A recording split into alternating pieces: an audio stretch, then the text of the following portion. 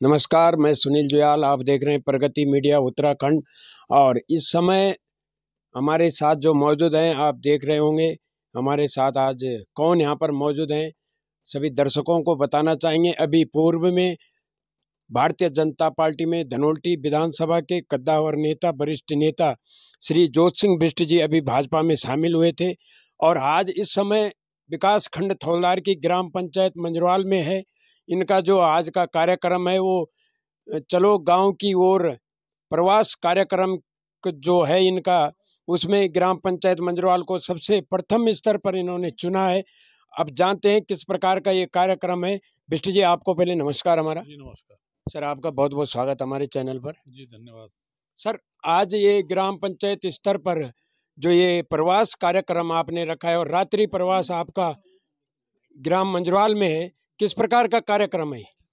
देखिए, आप जानते हैं कि लोकसभा के चुनाव की आचार संहिता बहुत शीघ्र लागू होने वाली है और भारतीय जनता पार्टी एक कैडर बेस पार्टी है, एक अनुशासित पार्टी है, एक कार्यक्रम वाली पार्टी है और निरंतर काम करने वाली पार्टी है। तो उस पार्टी का हिस्सा बनने के बाद आज जो माननीय जेपी नड्डा साहब ने पूरे देश में गांव चलो अभियान कार्यक्रम लॉन्च करने के बाद हमारे प्रदेश अध्यक्ष महेंद्र भट्ट जी के द्वारा उत्तराखंड के सभी 70 विधानसभा क्षेत्र के हर बूथ पर जो 11,000 से अधिक है उन पर 9 तारीख फरवरी से और 11 तारीख फरवरी तक जो वरिष्ठ नेताओं से लेकर के जो सक्रिय साथी हैं उन सब की जिम्मेदारी लगाई है कि इन 3 दिनों के अंदर वो बूथ पर जाकर के रात्रि विश्राम के साथ 24 घंटे का समय वहाँ पर गुजार करके वहाँ पर जो हमारा संगठन का ढांचा है, जो बूथ कमेटी है,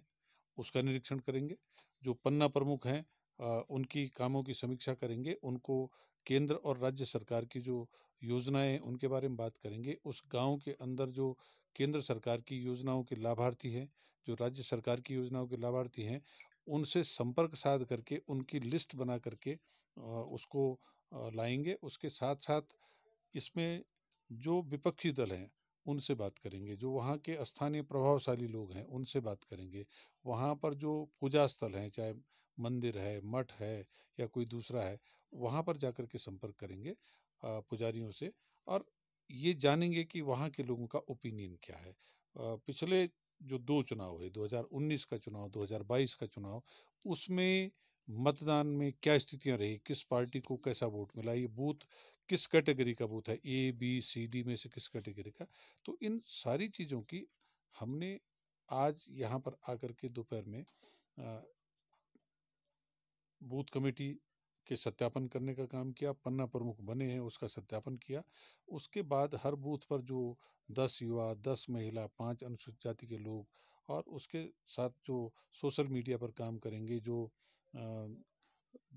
और काम करेंगे, उन सब का जिम्मेदारी का बंटवारा लोगों के साथ बैठ करके लगातार उसकी समीक्षा की। और मैं समझता हूँ कि भारतीय जनता पार्टी मोदी जी के आने के बाद जिस तरह से गांव-गांव, घर-घर जा कर के उनके कार्यकर्ता संपर्क साधते हैं, तो जो विपक्ष आरोप लगाता है कि ईवीएम में हेराफेरी हुई, ये भारतीय जनता पार्टी की ईवीएम तो उनका कार्यकर्ता है, उनकी निरंतरता है, उनके कार्यक्रम हैं और जो पूरे साल के 365 दिन में कार्यकर्ता कहीं न कहीं कुछ न कुछ पार्टी के काम करता रहता है और उसका परिणाम है कि जब चुनाव आता है तो उस समय लोग भारतीय जनता पार्टी के उस कार्यकर्ता की मेहनत और जो मोदी जी का पूरे देश के अंदर जो उनकी ख्याति है, हमारे धामी जी जिस तरह से काम कर रहे हैं, जो उन्होंने यूसीसी राज्य में लागू किया, इन सब चीज़ों से प्रभावित होकर के भारतीय जनता पार्टी के पक्ष में अधिकांश लोग मतदान करते हैं। कुछ सीटें हैं ऐसी हैं जहां पर कोई दूसरी पार्टी का प्रत्याशी अगर बहुत बेहतर करके दिखाता है तो तब जाकर के वो कहीं टक्कर में आता है या कुछ चंद सीटों पर जीत हासिल कर रहा। अब मुझे धीरे धीरे लगता है कि वो भी संभावनाएं बहुत तेजी से घट रही हैं। तो ये कार्यक्रम जो है केवल चुनाव की दृष्टि से नहीं बल्कि जो पात्र लाभार्थी हैं वो कहीं छूट तो नहीं गए, जो वोटर लिस्ट में नाम होना चाहिए वो तो नहीं छूट गया है। इन सारी चीज़ों की समीक्षा समय रहते करके हम आगामी चुनाव की तैयारी की ये जो बिसात है उसको बिछाने का काम कर रहे हैं। सर एक सवाल है, जैसे पंचायत चुनाव होते हैं पहाड़ी जिलों में विशेष करके, तो उसका जो मतदान स्तर है, उसके बाद विधानसभा चुनाव होते हैं, लोकसभा चुनाव होते हैं, तो जो विधानसभा और लोकसभा का जो चुनाव होता है, उसमें जो ये मतदान स्तर है, आखिर पहाड़ी जिलों में घटता क्यों है?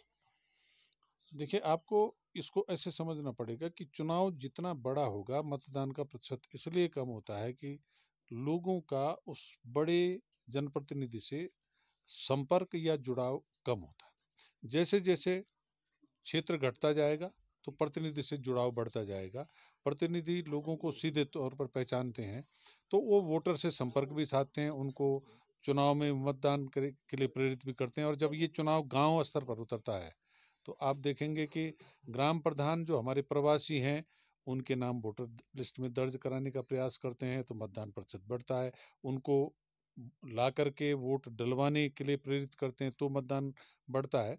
जबकि विधानसभा चुनाव में वो कवायद थोड़ा घट जाती है। और लोकसभा चुनाव में क्योंकि 14 विधानसभाओं का क्षेत्र है, तो विधान जो उसका लोकसभा का प्रत्याशी होगा, वो 14 विधानसभाओं पे इतनी एक्सरसाइज नहीं कर पाता है। लेकिन इस बार अगर आप देखेंगे कि पूरा देश मोदी जी को तीसरी बार प्रधानमंत्री बनाने के लिए कटिबद्ध दिखाई दे रहा है, तो इस बार लोकसभा का चुनाव प्रतिशत मुझे 10 से 15% बढ़ता हुआ दिखाई दे रहा है। जी।